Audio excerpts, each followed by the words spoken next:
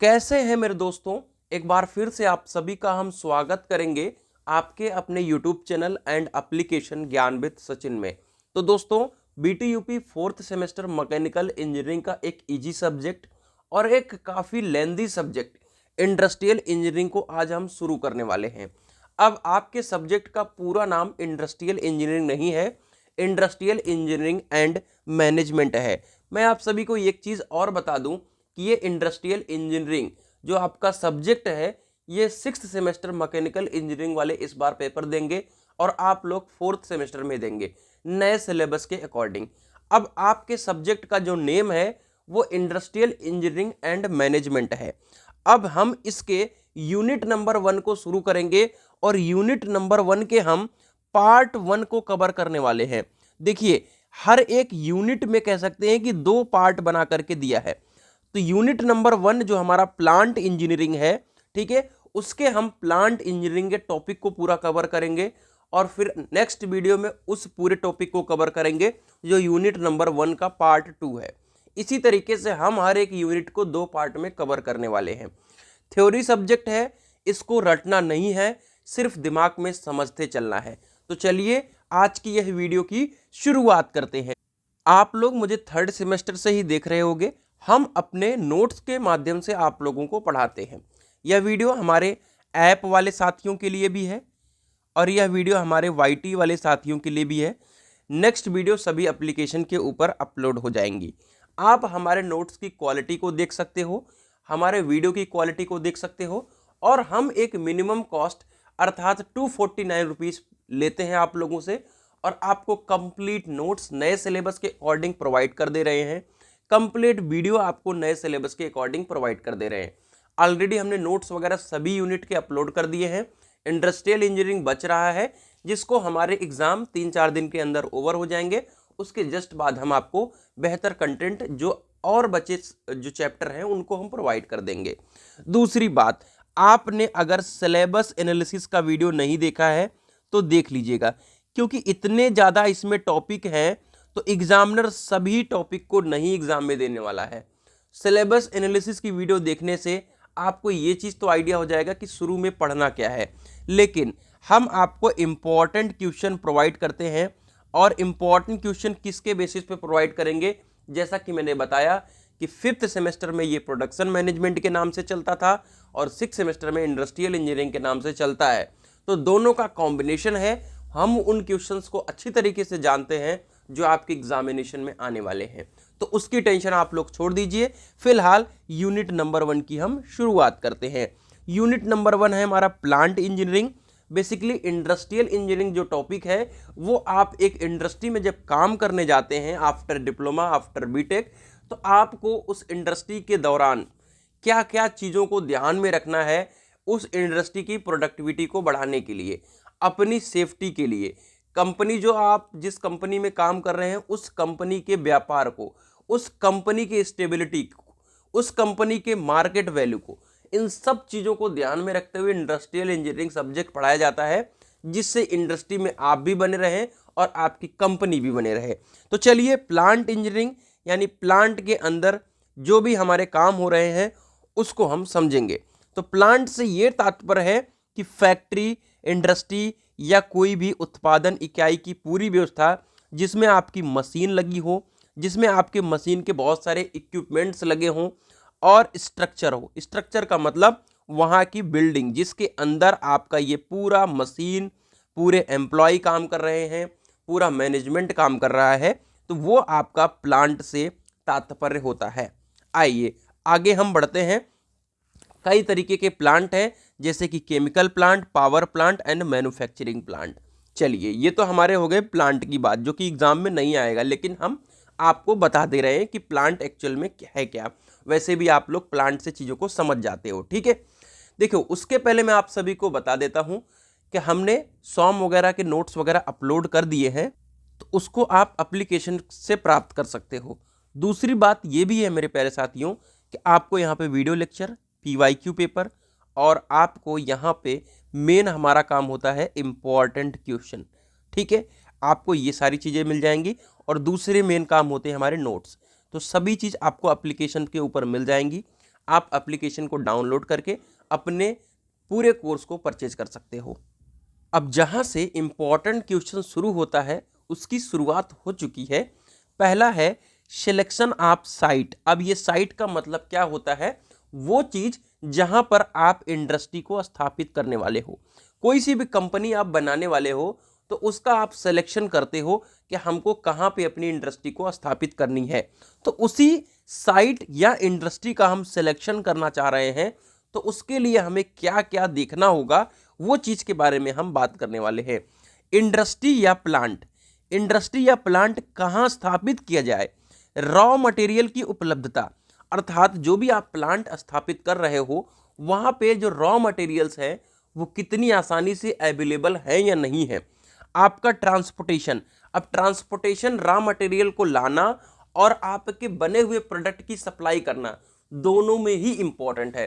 तो ट्रांसपोर्टेशन सबसे ज्यादा इंपॉर्टेंट है किसी भी इंडस्ट्री के लिए। आपकी इंडस्ट्री आपके गांव में भी आ सकती थी, लेकिन बहुत ही ज्यादा कंजस्टेड एरिया दिल्ली, अहमदाबाद, पुणे, इन सब जगहों पर स्टेब्लिश है। क्यों? क्योंकि वहां पे ट्रांसपोर्टेशन के साथ साथ खरीदने वाले लोग भी होने चाहिए। ऐसा तो नहीं कि आप गांव में बना रहे हो और वहां पर आपका सप्लाई नहीं हो रहा है। मेन इंपॉर्टेंट बात है खरीदना, क्योंकि शहरों से कोई चीज डेवलप होती है, शहर के लोग यूज करते हैं, फिर वो गांव के लोग उस चीज को अडॉप्ट कर लेते हैं एज ए इंडियन कल्चर। फिलहाल के लिए आगे बढ़ते हैं। और आपके लेबर ही जा रहे हैं कमाने कहां पे? दिल्ली, अहमदाबाद, पुणे, ठीक है। तो आपके लेबर भी आपको ऐसे जगह पर अवेलेबल हो जाते हैं। तो इस चीज को आपको देखना है सिलेक्शन करते समय, इंडस्ट्री के सिलेक्शन में, ठीक है। तो प्लांट के साइट का चयन करने वाले बहुत सारे फैक्टर हैं, हम उन फैक्टर को एक एक करके समझते हैं, ठीक है।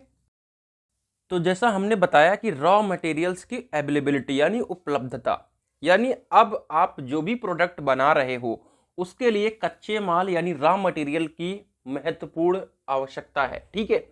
तो रॉ मटेरियल्स ही अगर आपके आसपास अवेलेबल नहीं है, जहां पर आपका साइट खुल रहा है, तो कोई फायदा हो नहीं पाएगा और आपको बहुत दूर से मंगाना पड़ेगा रॉ मटेरियल्स। और जितना आप वहां पे इनपुट लगाओगे कहीं ना कहीं उतना आउटपुट आपको नहीं मिल पाएगा। तो रॉ मटेरियल्स की अवेलेबिलिटी काफी इंपॉर्टेंट है। फर्स्ट ऑफ ऑल मैं आप सभी को यही बता दूंगा कि रटना नहीं है आप लोगों को, ठीक है। आपको ये चीज रटना नहीं है, आपको ये ध्यान में रखना है कि सिर्फ व सिर्फ आपको चीजों को समझना है। जैसे आपने ये समझ लिया ना कि रॉ मटेरियल्स की अवेलेबिलिटी, तो आपको ये चीज यहां पे आराम से लिख देना है कि जो भी इंडस्ट्री है वो जिस प्रकार के कच्चे माल की आवश्यकता है वो पर्याप्त मात्रा में कम लागत पर उपलब्ध होना चाहिए। दो चीज यहां पर आपको ध्यान में रखना है, ये कि आपको वहां पर एनफ क्वांटिटी अवेलेबल होनी चाहिए रॉ मटेरियल्स की, और आपको इस पूरे इंडस्ट्रियल इंजीनियरिंग में कम लागत को तो हमेशा ही रिड्यूस कॉस्ट जिसे कहते हैं, यानी हम कम लागत की ही बात करेंगे, क्योंकि हम पढ़ ही इसीलिए रहे हैं कि हमारा कम लागत लगे और कंपनी को बेनिफिट हो, ठीक है भैया। तो कम लागत पर उपलब्ध होनी चाहिए। अगला है हमारा अवेलेबिलिटी ऑफ लेबर। जैसा कि शहरों की बात करें तो वहां पर इजीली हमारे यहाँ के लोग जाते हैं और वहां पे रहते हैं और इजीली आपको जॉब भी मिल जाती है। तो यहाँ पे श्रमिकों की उपलब्धता यानी लेबर्स की अवेलेबिलिटी, आपको उचित लागत पर, ऐसा नहीं है कि आपको 600 रुपए की चीज 1000 में मिल रही, नहीं, आपको उचित लागत पर स्किल्ड लेबर और अनस्किल्ड लेबर, दो तरीके के लेबर है। अब आज आप एज ए डिप्लोमा होल्डर जाते हैं तो यही एक्सपेक्ट किया जाता है कि आप स्किल्ड लेबर हैं, आपको किसी भी प्रॉपर्टी के बारे में, कोई भी मटेरियल है उसकी प्रॉपर्टी के बारे में आपको पता होगा, सारे फंक्शंस आपको पता होंगे। खैर अभी तो फिलहाल जिस तरीके से लोग पढ़ाई कर रहे हैं बहुत कम ही एक्सपेक्ट किया जा रहा है, बिना ट्रेनिंग के तो नहीं हो पा रहा है। बट आप स्किल का मतलब होना क्या है मैं ये बता दूं कि अगर आपके पास टाइम है तो सुन लीजिएगा, बहुत ज़्यादा इंपॉर्टेंट होगा। शायद इस बात से आपको इंडस्ट्री में आने वाले समय में आपकी सैलरी इंक्रीज हो जाए अगर मेरी इस बातों को फॉलो करेंगे। आपको पता होना चाहिए कि मैं एक टॉप सरकारी कॉलेज, यूपी का एक टॉप सरकारी college, top engineering college BIT Jhansi से मैं भी फिलहाल के लिए बीटेक परस्यू कर रहा हूँ, और अभी फिलहाल के लिए मैं फाइनल ईयर में जाने वाला हूँ, अभी थर्ड ईयर के लास्ट सेमेस्टर में हूँ, यानी अभी हमारा आपका 6 सेमेस्टर चल रहा है, ठीक है, 4 साल का बीटेक है। तो 3 साल का हमने डिप्लोमा ऑलरेडी डन किया है और फिर ये 3 साल का बीटेक का जो ड्यूरेशन है आप लोगों के लिए इंडस्ट्री के प्रोस्पेक्टिव से काफ़ी एक्सपीरियंस तरीके से बता रहा हूँ कि स्किल का मतलब ये है कि आपको ऑटो कैड आना चाहिए, ठीक है, ऑटो कैड आना चाहिए, आपको कैटिया आना चाहिए, ठीक है, आपको सॉलिड वर्क्स आना चाहिए, ठीक है, सॉलिड वर्क्स आना चाहिए, और आपको क्या आना चाहिए, जैसे एमएस एक्सेल है, ठीक है, एमएस एक्सेल पे काम करने आना चाहिए। तो ये सब आपके स्किल में आते हैं, ठीक है। और इस आपकी इंग्लिश एबिलिटी, कई लोग घबराते हैं कि भैया इंग्लिश, अब ये जो पॉलिटेक्निक में हिंदी में पढ़ाई हो रही है, बहुत सारे ऐसे लोग हैं जो इंग्लिश में पढ़ना ही नहीं चाह रहे। ऐसा नहीं कह रहा हूँ कि हिंदी में पढ़ के कुछ हो जाएगा, हम लोग भी आज भी हिंदी में ही समझते हैं और इंग्लिश में लिखते हैं। बस इतनी एबिलिटी मेंटेन कर लो कि आप कोई चीज़ मैं हिंदी में बोल रहा हूँ, जैसे मैं ये बोल रहा हूँ कि उचित लागत पर स्किल्ड लेबर आसानी से उपलब्ध होंगे, बस इसी चीज़ को हिंदी में आप समझ लो बस। और लिखना तो आपको इंग्लिश में, क्योंकि बड़े बड़े कोचिंग भी इंग्लिश हिंदी में ही पढ़ाएंगे, लेकिन लिखना आपको इंग्लिश में, ठीक है। ट्रांसपोर्टेशन के बारे में भी हमने बात किया था कि ट्रांसपोर्टेशन अच्छा होना चाहिए, क्योंकि रॉ मटेरियल आसानी से उपलब्ध हो सके और फाइनल प्रोडक्ट आसानी से मार्केट तक पहुंच सके। यानी ट्रांसपोर्टेशन इस तरीके से होना चाहिए कि डिमांड और सप्लाई दोनों चीज का कॉम्बिनेशन एकदम बरकरार रहे, ठीक है। तो आप यहाँ पे ऐसे लिख भी सकते हैं, डिमांड बराबर सप्लाई, ठीक है, डिमांड बराबर सप्लाई, जितना ही डिमांड है उतनी सप्लाई इजीली हो सके, ठीक है। अगला है ऊर्जा या बिजली की सप्लाई। अब ऐसे जगह पर इंडस्ट्री है जहां पे आपको 10 घंटे जनरेटर ही चलाना पड़ रहा है, तो वहां पे तो आप बेनिफिट में नहीं रहोगे डेफिनेटली। तो इंडस्ट्री को निरंतर बिजली और ऊर्जा की आवश्यकता होती है। अगला है इन्वायरमेंटल कंसिडरेशन, ठीक है, यानी आपको पर्यावरण के बारे में भी समझना पड़ेगा। अब ऐसा तो नहीं है कि आप भीषण आबादी वाले क्षेत्र में आप इंडस्ट्री खोल रहे हो और अभी केमिकल प्लांट खोल दिया आपने, ठीक है, आपने केमिकल प्लांट खोल दिया जो कि आपको पूरे शहर को एकदम से गंदा कर दिया, ठीक है, तो ये चीज नहीं हो पाएगी।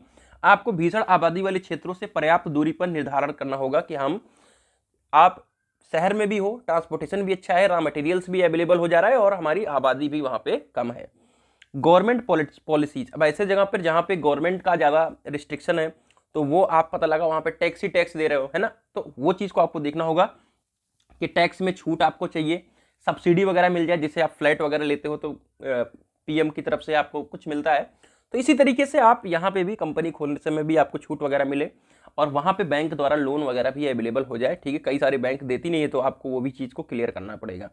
भूमि और बिल्डिंग, यानी अब वो जो आप एरिया खरीद रहे हो, ले रहे हो, ऐसा तो नहीं है कि पूरी आपकी जितनी बिल्डिंग, जितना आपका कंपनी की लागत नहीं उतना तो जमीन की लागत हो जा रही है ना। तो ये चाहिए कि पर्याप्त क्षेत्रफल हो और सस्ती और भविष्य में विस्तार हो सके। यानी ऐसा ना हो कि कल को वहां बगल से हाईवे निकल जाए और आप रह ही गए, ठीक है, तो ऐसा ना हो।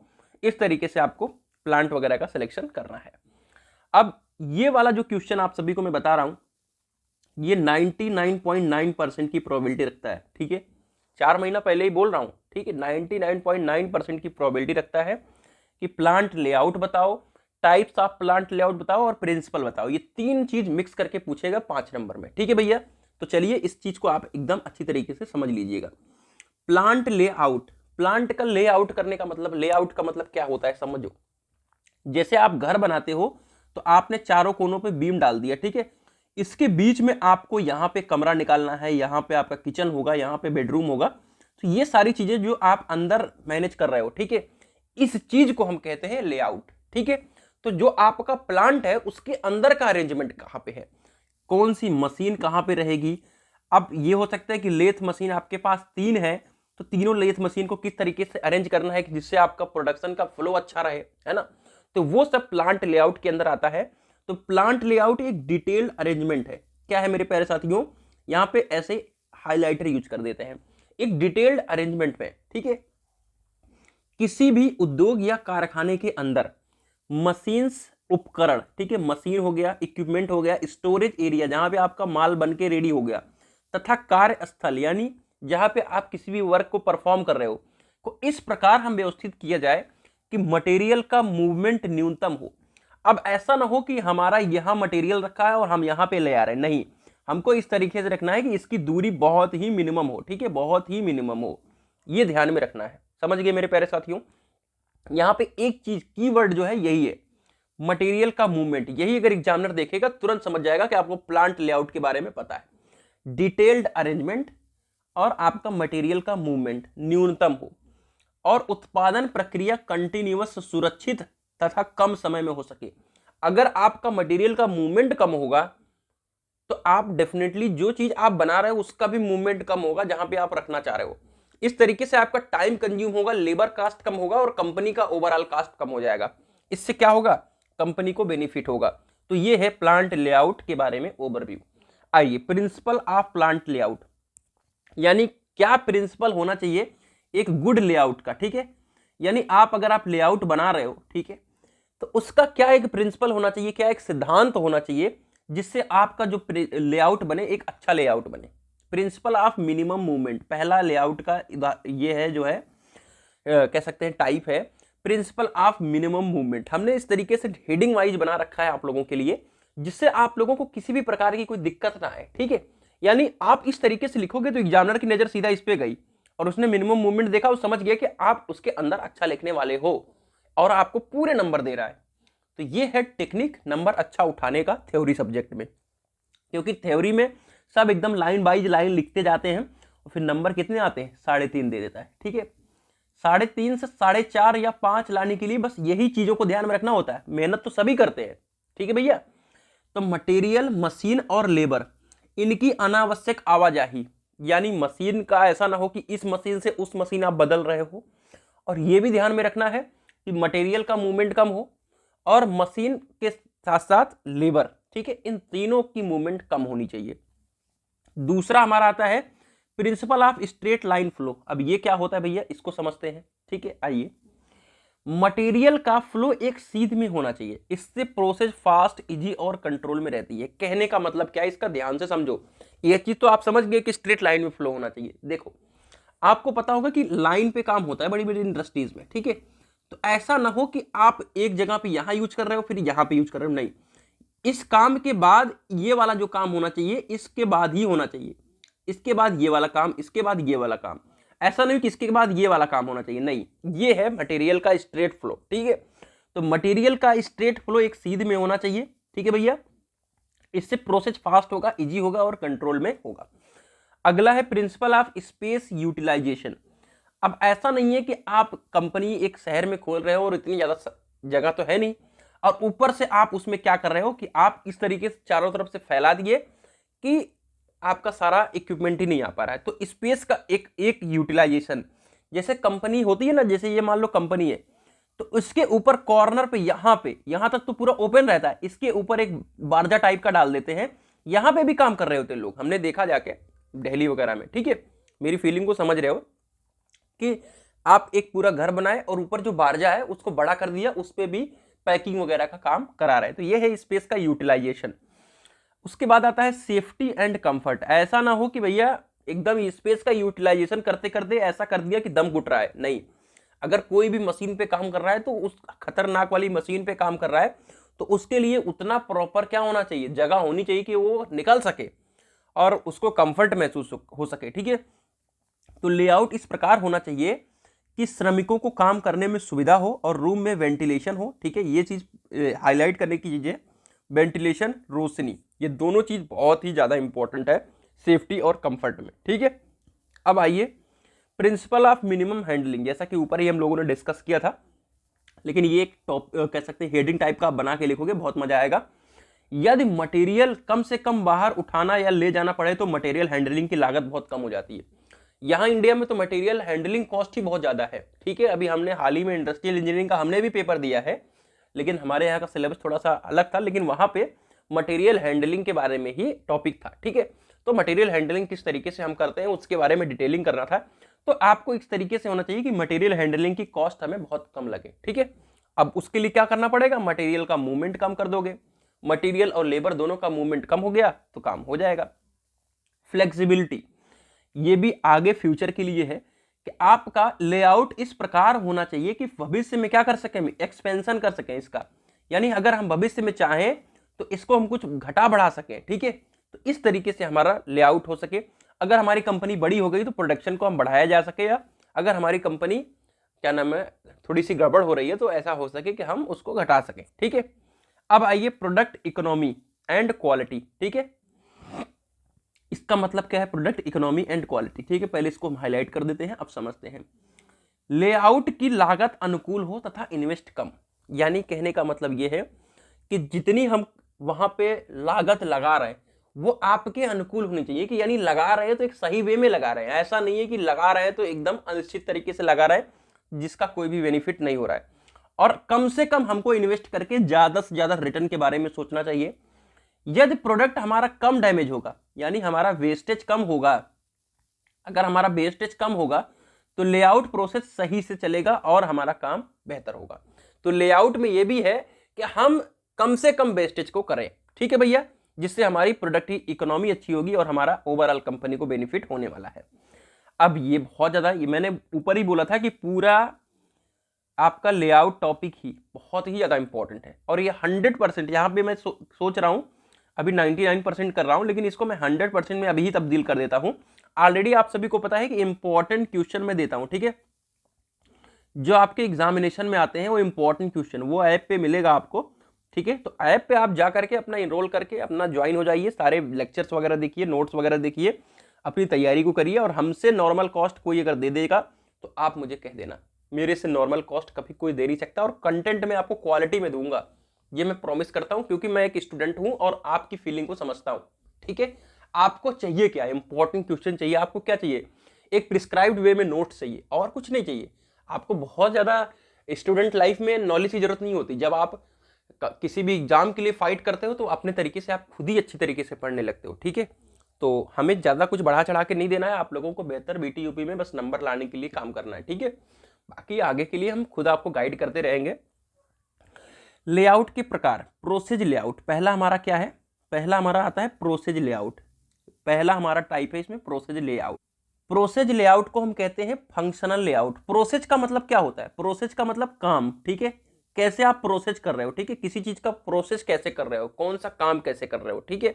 तो काम कौन करता है? लेबर करता है और मशीन करता है, ठीक है। कौन करता है? लेबर और मशीन। तो अगर हम प्रोसेस लेआउट में मशीनों और उपकरणों को उनके कार्य के आधार पे, यानी ये मशीन है, टर्निंग कर रही है तो इसको यहां पे रखना है, ये आपका असेंबली वाली मशीन है तो उसको इस ग्रुप में रख देना है।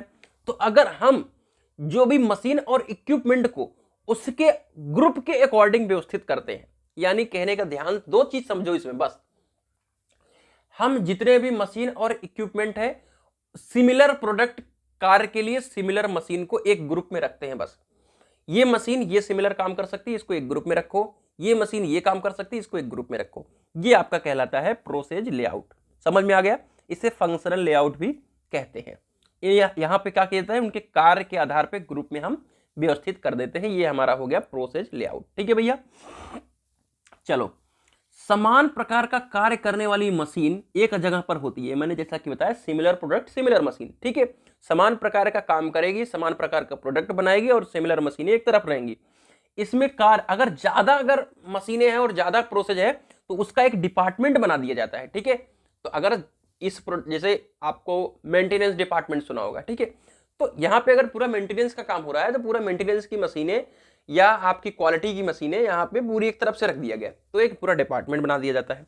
एग्जाम्पल भी मैंने लिख रखा है, टर्निंग सेक्शन के बाद बेल्डिंग, फिर ग्राइंडिंग और असेंबली, ठीक है। आपने पहले टर्निंग करा, उसके बाद हो सकता है बेल्डिंग करने की जरूरत पड़े, बेल्डिंग करने के बाद जगह खाली रह गई, फिनिशिंग करनी है तो ग्राइंडिंग कर दिया, और फिर हमने असेंबली कर दिया। तो इस तरीके से एक एक सेक्शन आपने अलग अलग बना दिया और ग्रुप वाइज सेक्शन को अलग अलग कर दिया, ठीक है। तो ये आपका हो गया क्या? प्रोसेस लेआउट, ठीक है। एप्लीकेशन क्या होता है? Machine shop. अगर आप मशीन शॉप में जाओगे तो वहां पे हो सकता है लेथ मशीन कई सारी रखी हो, ठीक है, शेपर मशीन कई सारी रखी हो। तो सिमिलर प्रोसेस क्या है? इनका काम ही मशीनिंग करना है, अर्थात चाहे ग्रूविंग करो, चाहे नर्लिंग करो, चाहे टर्निंग करो, सबका काम क्या है? मशीनिंग करना। ये सारी चीजें अभी आप मैन्युफैक्चरिंग में पढ़ोगे, उसको मैं अच्छी तरीके से समझाऊंगा। अब आता है प्रोडक्ट लेआउट। प्रोसेस का मतलब क्या था? प्रोसेस का मतलब था काम करना। प्रोडक्ट का मतलब क्या है? प्रोडक्ट का मतलब है सामान, यानी वहां पे काम के अकॉर्डिंग हमने व्यवस्थित किया था, यहां पर किस चीज के अकॉर्डिंग करेंगे? सामान के अकॉर्डिंग करेंगे, सामान के अकॉर्डिंग, ठीक है भैया। चलो, आप समझते हैं इस चीज को अच्छी तरीके से, है ना। तो प्रोडक्ट लेआउट में मशीन्स, इक्विपमेंट और कार्यस्थल को उत्पादन यानी प्रोडक्ट, उत्पादन यानी प्रोडक्शन के आधार पे हम एक सीधी लाइन में लगा देते हैं। मैंने अभी थोड़ी देर पहले ही आपको एक बताया था, एक होता है लाइन, यहां पे कंपनियों में क्या चलता है? लाइन। यहां पे ये ऑपरेशन परफॉर्म होता है, उसके बाद यहां पे बढ़ता है, फिर यहां पे आ जाता है, फिर यहां पे आ जाता है, यहां पे फाइनल निकल जाता है। तो ये एक लाइन में हम काम करते हैं जिसे हम कहते हैं फ्लो लाइन लेआउट, ठीक है। तो जितने भी मशीन हैं उनको एक क्रमबद्ध तरीके से हम लगाते हैं और इसमें मटेरियल एक मशीन से दूसरी मशीन तक लगातार और क्रमबद्ध रूप से आगे बढ़ता रहता है। मटेरियल एक मशीन से दूसरे मशीन पे फ्लो की तरह मैंने डायग्राम से समझाया, और ये एक बड़े पैमाने जिसे हम कहते हैं मास प्रोडक्शन। क्या कहते हैं? Mass production. वर्ड याद रखना, बहुत सारे की वर्ड्स हैं जिनको आपको याद रखना पड़ेगा। ये किस लिए यूज किए जाते हैं? मास प्रोडक्शन के लिए यूज करते हैं, मास प्रोडक्शन। ठीक है, जैसे ऑटोमोटिव में स्पार्क प्लग बन रहा हो, ठीक है, मास प्रोडक्शन में आता है। तो एक जैसे उत्पाद बनाने के लिए यह प्रयोग होता है। दूसरा कीवर्ड याद रखना, एक जैसे उत्पाद। ठीक है, एक जैसे उत्पाद में यहां पे दिखा भी दे रहा हूं आपको, एक जैसे उत्पाद। ठीक है, और फ्लो लाइन और मटेरियल और मशीन को लगातार और क्रमबद्ध तरीके से। और तीसरा यहाँ पे बड़ा पैमाना। तो ये सारा क्या था? आपका कीवर्ड था। आपको फाइनली समझ में आ गया होगा प्रोडक्ट लेआउट का मतलब क्या है, कि यहाँ पे प्रोडक्ट के अकॉर्डिंग हम लेआउट को सेट करते हैं।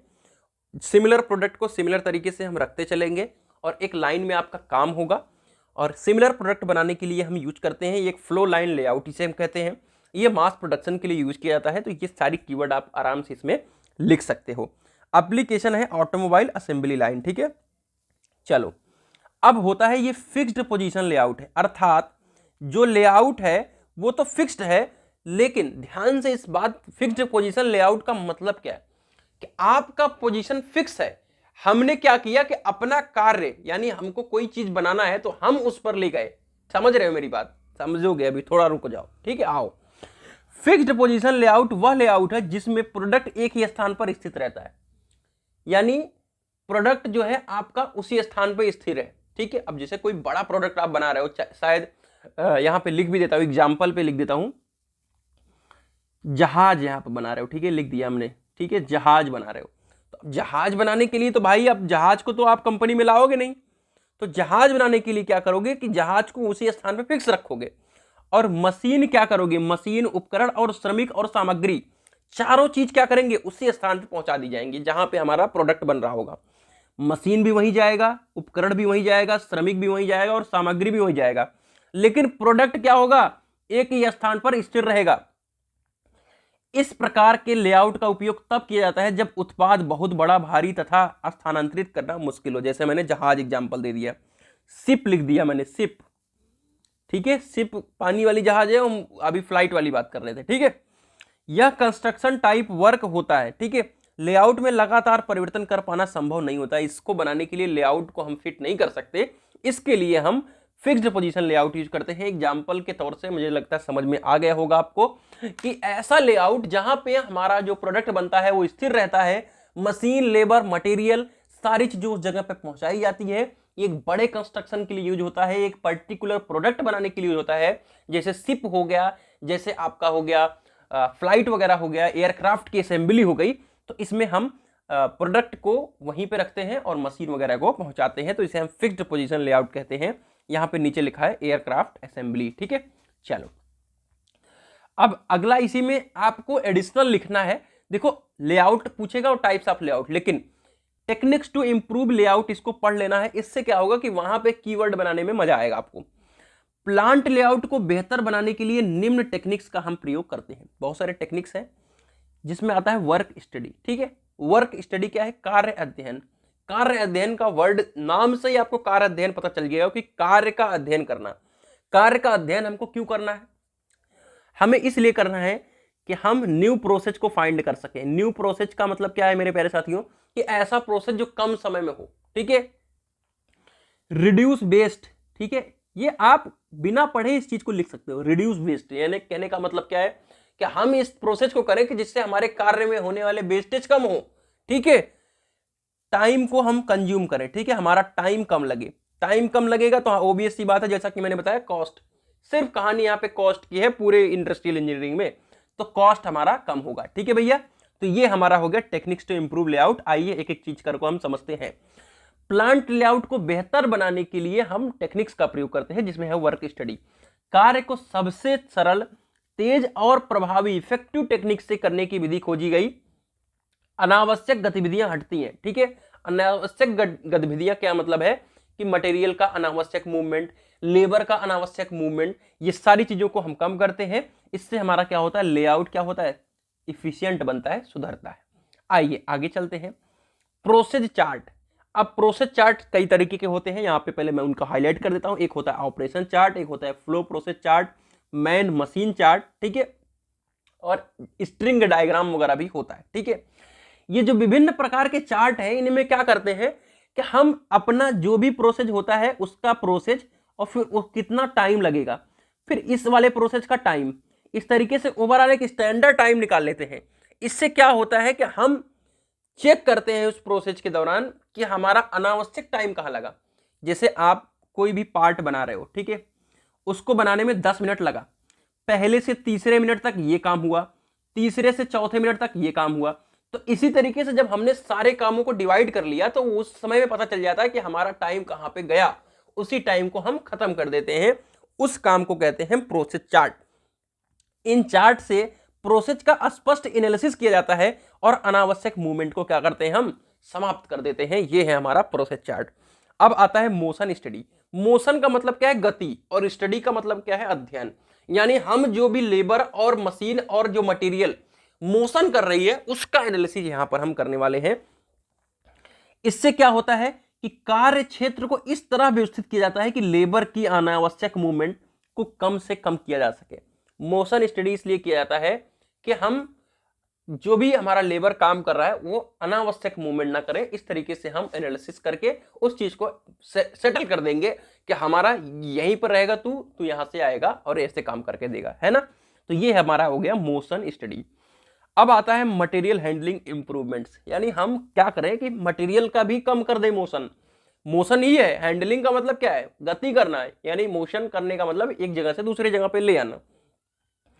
न्यूमेटिक और ऑटोमेटेड सिस्टम मटेरियल हैंडलिंग को कुशल बनाने में लेआउट स्वतः सुधरता है। कहने का मतलब क्या है कि हमारा जो हैंडलिंग सिस्टम है, ध्यान से सुनिएगा, जब हम लेक्चर ले रहे हैं तो अच्छी तरीके से आपको बताएंगे। हैंडलिंग 3 तरीके का होता है, ठीक है। एक ऑटोमेटेड, ठीक है, यहां पे पूरा नहीं लिख रहा हूं, एक होता है ऑटोमेटेड, एक होता है सेमी ऑटोमेटेड, ठीक है, ऑटोमेटेड, और एक होता है मैनुअल, ठीक है, मैनुअल। 3 तरीके के हमारे होते हैं क्या, मटेरियल हैंडलिंग। अब कोई काम मैनुअल हो रहा है, यानी आप कोई भी चीज मैनुअली उठा रहे हो, बड़े बड़े मशीनों को जंजीरों के ऊपर गाटर लगा होता है, उसमें एक पुल्ली गियर का अरेंजमेंट होता है, नीचे आपने मशीन को फंसाया और फिर आपने उस पुल्ली के सहायता से घुमाया, फिर दूसरी जगह पे लेके गए, तो ये तो हो गया मैनुअली। कुछ चीजें होती है सेमी ऑटोमेटेड, जैसे लेथ मशीन है या आपका कोई सीएनसी मशीन है, उस पर आप परफॉर्म कर रहे हो, आप मैनुअल भी हो और वहां पे मशीन भी काम कर रही है, तो इसे हम कहते हैं सेमी ऑटोमेटेड। और जो आपका ऑटोमेटेड होता है वो क्या होता है, फुल्ली ऑटोमेटेड होता है, यानी आपको कुछ भी करने की आवश्यकता नहीं, वो सारा काम ऑटोमेटिकली परफॉर्म होता रहता है। समझ रहे हो।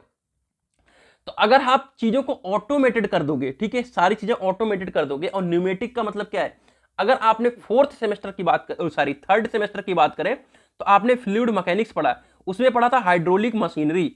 न्यूमेटिक आपका हाइड्रोलिक मशीनरी में ही आपका आया पावर प्रेस जैक, जिसमें आप ऑयल की यूज करके छोटा सा बल लगा के ज्यादा चीजों को उठा दिए। तो उसी तरीके से पहले आपका 4th सेमेस्टर में चलता था हाइड्रोलिक्स एंड न्यूमेटिक्स, तो उसमें न्यूमेटिक्स के बहुत सारे इक्विपमेंट हुआ करते थे, ठीक है। तो न्यूमेटिक जैसे आपने ऑयल का यूज किया, ऐसे एयर का भी यूज करके आप बहुत कम बल लगा के ज्यादा चीजों को उठा सकते हो। तो यहां पे न्यूमेटिक चीजें, हाइड्रोलिक चीजें यूज करके और आप ऑटोमेटेड हैंडलिंग सिस्टम यूज करके क्या कर सकते हो, मटेरियल हैंडलिंग सिस्टम को सुधार सकते हो, ठीक है भैया। चलो, जैसे यहाँ पे एक एग्जांपल इसने दिया है हैंड ट्रॉली। हैंड ट्रॉली पे आप हाथ से उठाने से अच्छा है कि हैंड ट्रॉली के अंदर भर लीजिए। कन्वेयर बेल्ट होती है, कन्वेयर बेल्ट के ऊपर आप सामान रख दोगे तो जहां तक जाना है वहां तक वो पहुंच जाता है, ठीक है, यानी आपको जाना नहीं पड़ता। अब कन्वेयर बेल्ट नाच रहा है, मतलब उधर से कोई आवाज दिया या उन्होंने माइक लगा रखा होता है अपने, मतलब ब्लूटूथ टाइप का, उन्होंने ये बताया, आपने वहां पे रख दिया, वहां पे पहुंच गया, है ना। अब आता है प्लांट लेआउट सॉफ्टवेयर। तो अगर आप प्लांट लेआउट को सुधारना चाहते हो, जैसे मैंने ऊपर ही बताया था, ऑटोकैड, सिमुलेशन में आता है सॉलिड वर्क्स, ठीक है, सॉलिड वर्क्स। अगर इन सबको आप अच्छी तरीके से पढ़ लेते हो, आप इन सब चीजों का यूज करते हो लेआउट को सेट करने में, तो आपका क्या होगा, प्लांट एकदम ही अच्छी तरीके से सुधरेगा। चलो, अब आता है principle of material handling equipment. भाई यहाँ पे भी मटेरियल हैंडलिंग इक्विपमेंट का प्रिंसिपल दिया हुआ है, थोड़ा अलग टॉपिक दिया हुआ है, लेकिन हम आपको जिस तरीके से हमने पढ़ा है उसी तरीके से समझाएंगे, बहुत प्यार से समझ में आएगा। मटेरियल हैंडलिंग का उद्देश्य कम समय में कम लागत, कम प्रयास और अधिक सुरक्षा के साथ मटेरियल को स्थानांतरित करना है। फिर से समझ लीजिएगा कहने का क्या मतलब है इनका, मटेरियल हैंडलिंग वालों का, कि हमको समय कम करना है। पहला आपने टाइम देख लिया, ठीक है, समय कम करना है, आपको लागत भी कम करनी है, ठीक है, लागत को भी कम करनी है, ठीक है भैया, आपको बल भी कम लगाना है, बल भी कम, प्रयास भी कम लगाना है, और सेफ भी रहना है। इस तरीके से हम मटेरियल को अगर हैंडलिंग करते हैं तो वो हमारा कहता है मटेरियल हैंडलिंग, एक प्रिंसिपल है। इसके लिए हम बहुत सारे सिद्धांत अपना रहे हैं। क्या क्या है, आइए। एक है प्लानिंग प्रिंसिपल। प्लानिंग प्रिंसिपल क्या है, अब जो भी हमारा मटेरियल है उसको हम हैंडल करने के कई सारे टेक्निक सोचते हैं। जैसे आपकी गांव में कोई लकड़ी वगैरह काट दिया जाता है, मोटा सा तना उसका बचता है, तो कई लोग खड़े होकर के समझते हैं कि पहले हम इस तरीके से इसको करें कि आसानी से जा सकता है। तो वो आपका पहला सिद्धांत होता है कि मटेरियल को हैंडलिंग करने के लिए हम सही तरीके से प्लानिंग करें, सही टेक्निक यूज करें, सही प्रोसेस यूज करें। ये हमारा पहला सिद्धांत हो गया। दूसरा है कंटेनर आदि स्टैंडर्ड के अकॉर्डिंग होने चाहिए, ठीक है, जो भी कंटेनर है जिसमें आप ले जा रहे हो सामान को, ठीक है, वो क्या होना चाहिए, स्टैंडर्ड के अकॉर्डिंग होना चाहिए। जो भी आप सामान भर रहे हो उसका फोर्स, वो कितना प्रेशर लगाएगी उस कंटेनर वगैरह के ऊपर, उसके अकॉर्डिंग होना चाहिए। इससे क्या होगी, लागत घटेगी और संचालन आसानी से होगा, ठीक है। तो ये आपका दो टॉपिक हो गया। तीसरा है वर्क प्रिंसिपल। सामग्री को कम से कम दूरी तक कम से कम एफर्ट के साथ ले जाया जा सकता है। यानी हमको वर्क प्रिंसिपल इस तरीके से करना है कि कम से कम दूरी हमको ले जाना पड़े, लेकिन अगर जितनी दूरी ले जानी है तो वो कम से कम एफर्ट, जैसा कि ऊपर हमने बताया था अभी ट्रॉली, ठीक है, तो अगर आप ट्रॉली का यूज कर रहे हो तो ज्यादा से ज्यादा सामान कम एफर्ट के साथ ले जाया जा सकता है, ठीक है। Motion economy principal. मोशन का मतलब गति और इकोनॉमी का मतलब पैसा।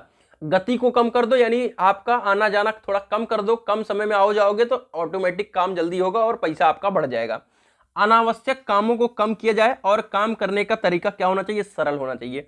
ये हमारा कहता है मोशन इकोनॉमी प्रिंसिपल, ठीक है भैया। अब आगे बढ़ते हैं मटेरियल फ्लो प्रिंसिपल। सामग्री का जो प्रवाह होना चाहिए वो सीधा होना चाहिए, यानी एक लाइन पे अगर आप कोई काम कर रहा है, ठीक है, तो यहाँ पे आप पहला यहाँ पे टर्निंग हुआ, फिर ग्रूविंग हुआ, फिर नर्लिंग हुआ, इस तरीके से आपकी यहाँ पे क्या हो गई, असेंबली निकल के आ गई। लेकिन यहाँ पे कोई काम हो रहा है उसके बाद यहाँ पे हो रहा है, तो वो भी इससे बाद टाइम ज़्यादा लगेगा। तो ये आपका मटेरियल फ्लो प्रिंसिपल हो गया। अब आता है हमारा मेंटेनेंस। यहाँ पे लिख भी देता हूँ, हमारा टॉपिक है मेंटेनेंस, ठीक है, मेंटेनेंस। अब मेंटेनेंस क्या है मेरे प्यारे साथियों, मेंटेनेंस नाम से भी आपको पता है कि जो भी हमारा मटेरियल है, ठीक है, उसका हमको मेंटेनेंस करना होता है। अब समझते हैं एक एक चीज को। किसी भी इंडस्ट्री, प्लांट यानी उद्योग संयंत्र का मतलब क्या हो गया, प्लांट, इंडस्ट्री, कोई कंपनी का मेंटेनेंस उसकी घिसी, क्षतिग्रस्त और अप्रचलित मशीनों, उपकरणों, भवनों आदि का देखभाल क्या कहलाता है, रिपेयर, रिन्यूअल और रिप्लेसमेंट है। कहने का मतलब क्या है, समझो मेंटेनेंस का मतलब क्या है। मेंटेनेंस का मतलब सिंपल सा ये कहा जा रहा है कि कोई भी आपका मशीन है जो कि क्षतिग्रस्त हो गई है, उसको हम सही करेंगे। कोई मशीन एकदम ब्रेक डाउन हो गई, अप्रचलित का मतलब है ब्रेक डाउन वर्ड यूज करेंगे हम, ब्रेक डाउन हो गई है यानी एकदम से चल नहीं रही है, उसको हम सही करेंगे। अब जहां पे कंपनी है, भवन पुराना हो गया, बिल्डिंग पुरानी हो गई, तो उसको भी मेंटेनेंस करना, ठीक है, उसकी देखभाल करना, रिपेयर मेंटेनेंस कहलाता है, ठीक है।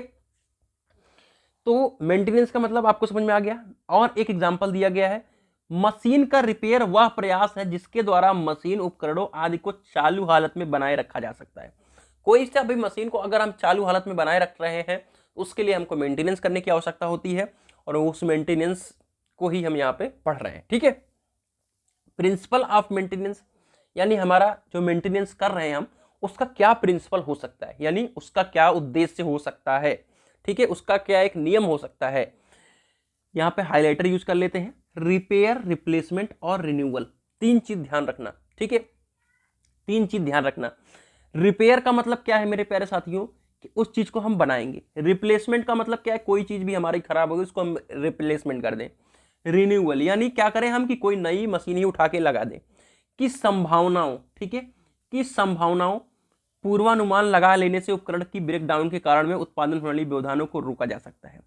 अगर आपका मशीन बैठ गया यानी आपका लागत मतलब आपका प्रोडक्शन रुक गया तो आपको बहुत ज्यादा नुकसान होगा। तो आपको ये चीज ध्यान में रखना होता है कि आपको गाड़ी में अपने ऑयल कब डालना है, आपको मेंटेनेंस कब करना है। तो उसी चीज को यहां पे बताया जा रहा है कि कोई चीज रिपेयर करना, रिप्लेसमेंट करना और रिन्यूअल, इन तीनों की संभावनाओं को अगर हम पूर्व अनुमान लगा लें, ठीक है, और उससे हम क्या करें, ब्रेकडाउन से बच जाएं, तो वही तो हमारा प्रिंसिपल है मेंटेनेंस का, उससे हमारा बेनिफिट ही होगा, नुकसान नहीं होगा। आइए मेंटेनेंस के क्या क्या उद्देश्य हो सकते हैं। उपकरण और बेस फ्रेम की विश्वसनीयता का एडजस्टमेंट करना। कहने का मतलब क्या है मेरे प्यारे साथियों, या ध्यान से सुनिएगा कि कोई भी आपका इक्विपमेंट आप यूज कर रहे हो, कोई सा भी इक्विपमेंट आप चला रहे हो, ठीक है, उसको आपको पता होता है कि आप कितना वो आपके लिए क्या है, विश्वसनीय है, ठीक है। तो उस हिसाब से आपको कल्पना करनी पड़ती है। यह सुनिश्चित करना कि उपकरण सदैव अच्छी स्थिति में हो, यानी आपको यह चीज ध्यान में रखना है कि आपका उपकरण हमेशा अच्छी स्थिति में है और जैसे ही खराब स्थिति में होगा उसको हम सही करेंगे। परिचालन सुरक्षा में सुधार करना। अब अगर आपका गाड़ी का मेंटेनेंस अच्छा होगा तो ऑब्वियस सी बात है कि आपकी इफिशियंसी अच्छी रहेगी गाड़ी की और सेफ्टी पर्पज भी अच्छा रहेगा, यानी स्मूथली वो चलेगी भी। तैयार उत्पाद की गुणवत्ता में योगदान करना। अब देखो, गुणवत्ता में योगदान, तैयार उत्पाद, इन दोनों चीज को समझो। अगर आपका मशीन अच्छी तरीके से वर्क कर रहा है और इफिशियंटली आप प्रोडक्ट बना रहे हो तो ऑब्वियस सी बात है कम समय के अंदर आप बनाओगे और कम समय के अंदर अच्छा प्रोडक्शन कर रहे हो तो ऑब्वियस सी बात है आपका गुणवत्ता फाइनेंशियल तरीके से भी आप अच्छी तरीके से रहोगे। और अगर आपकी मशीन अच्छी है, धुआं कम दे रही है, तो पर्यावरण सुरक्षा भी अच्छी तरीके से सुनिश्चित है। मरम्मत के समय और मरम्मत की लागत को कम करना। देखो, अगर कोई सा भी आप उपकरण ले रहे हो, ठीक है, कोई सा भी आपका क्या है उपकरण है, कोई सा भी आपका कह सकते हैं कि मशीन है, अब वो पूरी तरीके से खराब हो गई तब उसमें पैसा लगना और आप डेली बेसिस पे मेंटेनेंस कराओगे तब पैसा, दोनों में बहुत अंतर हो जाता है। इसीलिए डेली बेसिस पे आपको मेंटेनेंस कराते रहना चाहिए। जैसे आप एग्जाम लास्ट मोमेंट पे तैयारी करना और धीरे धीरे करते रहना, दोनों में अंतर है। धीरे धीरे करते रहोगे तो आपको एक दिन ऐसा आएगा कि एग्जाम के समय में डर नहीं लगेगा, लेकिन अगर आप अभी से सुस्त हो तो ऑब्वियस सी बात है कल को डर लगना ही लगना है, ठीक है। उत्पादन रुकने से होने वाले नुकसान को कम करना। जैसे अगर आप ब्रेक डाउन हो गया तो आपका उत्पादन कम हो गया, आपकी बैक लग गई तो आपका उत्पादन कम हो गया। तो भैया अगर धीरे धीरे मेंटेनेंस अपने का आपको करते रहोगे, न बैक लगेगी ना उत्पादन में कोई दिक्कत आएगी, आप इफिशियंटली एक अच्छे इंजीनियर बन के निकलोगे। वो लोग बिल्कुल भी गलत हैं, मैं ये डेफिनेटली आप लोग को कह सकता हूं, इस वीडियो के माध्यम से समझा सकता हूं कि जो कहते हैं कि इंजीनियर हो तो बैक लगे बिना इंजीनियर नहीं हो, वो लोग कहें कि एक रात पहले अगर नहीं पढ़ रहे हो तो इंजीनियर नहीं हुए, बिल्कुल गधोपन वाली बात है। इवन हम लोग का भी कभी डिप्लोमा में बैक नहीं आए, 80% का डिप्लोमा ढंग से बन गया और बीटेक में भी कभी बैक नहीं आई, ढंग की सीजीपीए तैयार होती गई। तो ऐसा थोड़ी है कि यार बैक लगने के बाद इंजीनियर कहाँ हो गए, ऐसा कुछ नहीं है, बहुत नुकसान होता है, सिर्फ कहने की बात है, बहुत ज्यादा नुकसान होता है बैक से, ठीक है। घिसाव और टूट फूट की दर को कम करके महंगे संपत्ति के जीवन को लंबा करना। जैसे आप कोई महंगी मशीन खरीद लाए और अगर आप उसका मेंटेनेंस टाइम टाइम पे नहीं कर रहे हो, जैसे आप मर्सिडीज यूज कर रहे हो, अगर टाइम टाइम पे मेंटेनेंस नहीं कर रहे हो तो उसके पार्ट महंगे हैं तो अब इससे बात ज्यादा खर्चा होगा। तो अगर आप मेंटेनेंस करते रहोगे तो महंगे पार्ट खराब नहीं होंगे और आप बच जाओगे। तो ये कुछ हो गए आपके मेंटेनेंस के पर्पज। अब आते हैं टाइप्स ऑफ मेंटेनेंस कि मेंटेनेंस के भैया क्या क्या टाइप्स हैं, ठीक है। तो मेंटेनेंस को मुख्यतः प्लान्ड एंड अनप्लान्ड मेंटेनेंस में वर्गीकृत किया गया है। उसके बाद हम फर्दर उसका हम पार्टिसिपेशन करते हैं। पहला हमारा आता है प्रिवेंटिव मेंटेनेंस। प्रिवेंटिव मेंटेनेंस का क्या मतलब क्या है, आइए समझते हैं। अब प्रिवेंटिव मेंटेनेंस को ऐसे इंग्लिश में ही याद रखना है, ठीक है, इंग्लिश में ही इसको याद रखना है, ज्यादा हिंदी के चक्कर में नहीं पढ़ना है। प्रिवेंटिव का मतलब एकदम से इंग्लिश में ऐसे याद रखना है, ठीक है। तो जो हमने उद्देश्य पढ़ा भी वही है प्रिवेंटिव मेंटेनेंस। प्रिवेंटिव मेंटेनेंस हमारा क्या करता है कि ब्रेक डाउन की समस्या को क्या करता है, कम करता है। यानी अगर आप डेली रूटीन पे अपने जो भी कमजोर एवं जल्दी घिसने वाले पार्ट हैं उसकी पहचान कर उनकी मरम्मत अगर करते हैं तो आपका ब्रेक डाउन नहीं होगा, और ब्रेक डाउन नहीं होगा तो आपका यही प्रिवेंटिव मेंटेनेंस है। प्रिवेंटिव का मतलब यह है कि समय से पहले चीजों को कर रहे हो आप, जो भी आपके उपकरण है, जो भी आपकी मशीन है उसमें समय से पहले ऑयलिंग कर रहे हो, उसको समय समय पर आप देखते चल रहे हो, तो ये है आपका प्रिवेंटिव मेंटेनेंस। आइए कार्य को समझते हैं। कार्य क्या क्या करना पड़ता है, मशीनों का निरीक्षण करना। भाई जब तक मशीन को देखेंगे नहीं तब तक कमियों कैसे पता चलेगी, और जब कमियां नहीं पता चलेगी तो ब्रेकडाउन आ जाएगा। तो जिससे ब्रेकडाउन हो सकता है, यानी आपको निरीक्षण हमेशा टाइम टाइम पे करते रहना है, ठीक है। आपको कंपनियों में पता होगा इंस्पेक्शन डिपार्टमेंट होता है, इंस्पेक्शन डिपार्टमेंट होता है। जो प्रोडक्शन मैनेजमेंट अभी इन लोगों ने पढ़ा था उसमें इंस्पेक्शन टॉपिक होता है, ठीक है। इंस्पेक्टर होता है, एक इंस्पेक्शन करने वाला क्या होता है, इंस्पेक्टर होता है, ठीक है। इसी का एक टॉपिक है लेकिन उन्होंने दिया नहीं, पता नहीं कैसे सिलेबस बनाया है। इंस्पेक्टर टॉपिक होता है, ठीक है। और एक ऑपरेटर भी होता है। तो ये सारी चीजें हैं, खैर बहुत कुछ चीजें अभी पढ़ने के लिए है। प्रिवेंटिव मेंटेनेंस के कार्य क्या है, पहला तो मैंने समझा दिया। दूसरा है कि प्लांट की छोटी मोटी कमियों को शुरू में ही सुधार देना, यानी जब आप प्लांट शुरू करें, ठीक है, और आपको लगा कि ये चीज ऐसा, तो उसको इग्नोर नहीं करना है, कोई सी भी कमी है उसको इग्नोर नहीं करना है, आपको शुरू में ही सुधार देना है।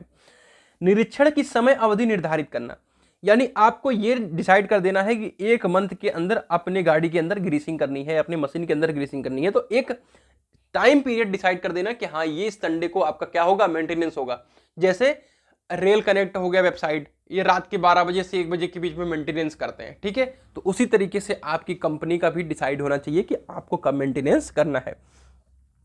जो भी टूट फूट आ रहा है उसको क्या कर दीजिए, कम कर दीजिए, जिससे क्या होगा कि आप महंगी चीजों को सुरक्षित रख पाओगे।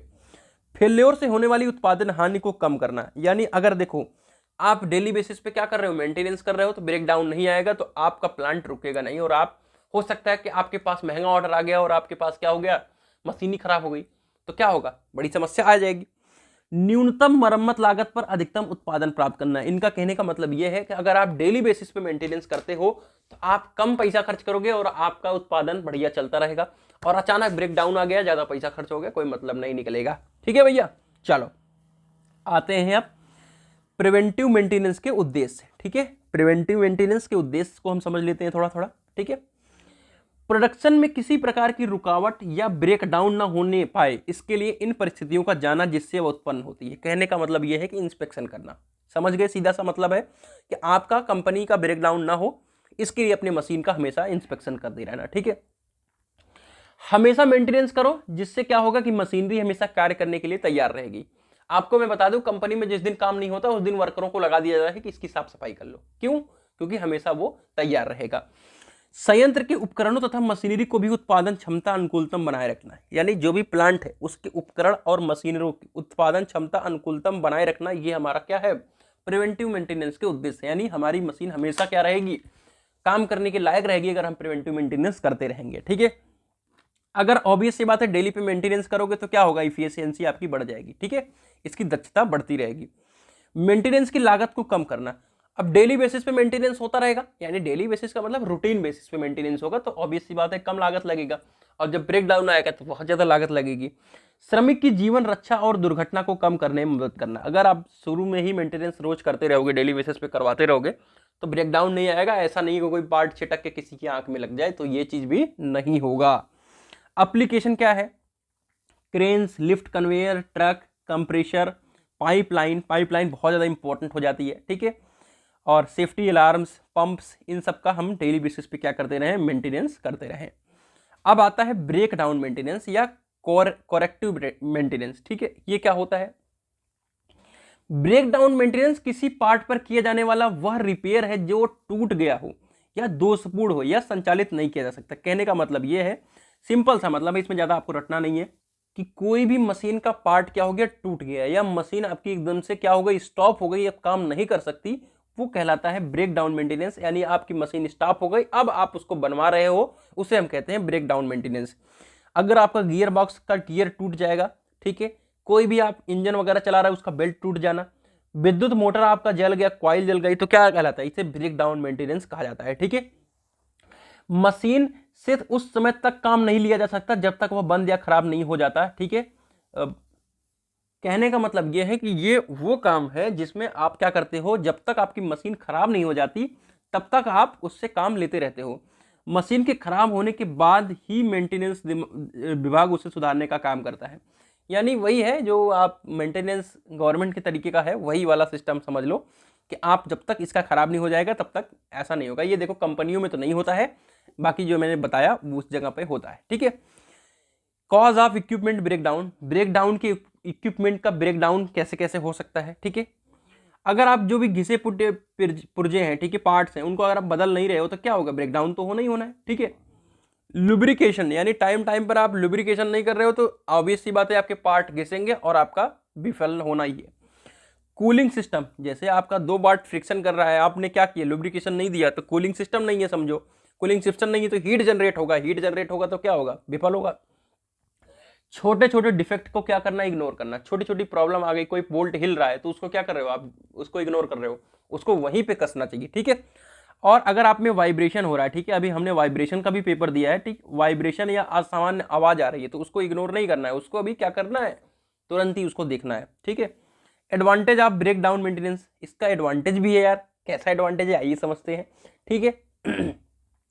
इसमें न्यूनतम योजना की आवश्यकता होती है। कहने का मतलब यह है कि जब आपने समझ लिया कि मशीन जब बिगड़ेगी तो इसको बनवाएंगे, यानी ज्यादा प्लानिंग नहीं करनी कि बुलाना है, जब खराब हो गई तो डायरेक्ट बुलाना है मैकेनिक और सुधरवाना है, ठीक है।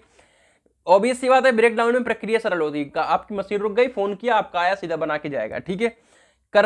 कम कर्मचारियों की आवश्यकता होती है, जब आपको डायरेक्ट आएगा मैकेनिक तो आपको कर्मचारियों की आवश्यकता नहीं कि हाँ तुम अपना टाइम दो इसमें, नहीं दो, कुछ नहीं, ठीक है। और न्यूनतम स्टार्टअप की आवश्यकता होती है, मतलब कहने का मतलब है कि आएगा और जो बताएगा उसी में आपका काम हो जाएगा, ठीक है। डिसएडवांटेज क्या होगा, अब मान लो ब्रेक डाउन आपका तो हो गया लेकिन मैकेनिक आया और उसका पता ही नहीं लगा पा रहा है कि ब्रेक डाउन हुआ कैसे है, यानी आपका मशीन में खराबी क्या है। प्लांट में गिरावट तेजी से आती है, अब भाई पता लगा 3 दिन तक आपकी मशीन ही नहीं बन पाई तो ऑब्वियस सी बात है गिरावट आएगी। दुर्घटना की संभावना बढ़ जाती है, ब्रेक डाउन में यही होता है कि आपका कुछ भी पार्ट ऐसे छटक के आता है और टूटता है, ठीक है। मरम्मत में अधिक समय लगता है, ब्रेक डाउन में क्या होता है कई दिन तक काम होता है, तो ये है आपका डिसएडवांटेज।